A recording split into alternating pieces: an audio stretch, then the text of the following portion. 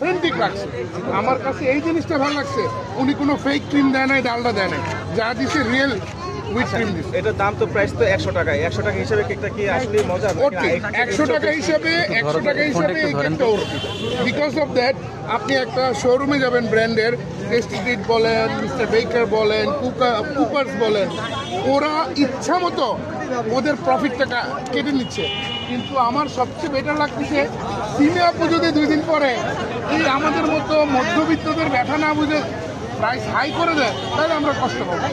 আপনি একটা জিনিস চিন্তা করেন, আমরা যারা হালাল ইনকাম করি আমাদের অনেক কাঠখড় পরিশ্রম করে কি করতে হয়, বছর শেষে এই যে বন্ধের সময় 2টা বাচ্চা নিয়ে এসে একটা কেক খাওয়াইলাম, আমার বাচ্চারা যে তৃপ্তি পাইলো, আমি কুপার্সে গিয়া বেকারসে গিয়া 200-300 টাকা দিয়ে খাওয়াই ওই তৃপ্তি পেতাম না। ওরা একটা জিএসটিআই সিল মেরে রাখছে, বাট এই যে আপুর টাটকা কেকটা খেলাম, আমি মন থেকে দোয়া করি যাতে ওনার মতন এরকম হাজার উদ্যোক্তা গরিবের ব্যথা বুঝে, এই ফিলিংসটা বোঝার মতন মানুষ যাতে সমাজে তৈরি হয়।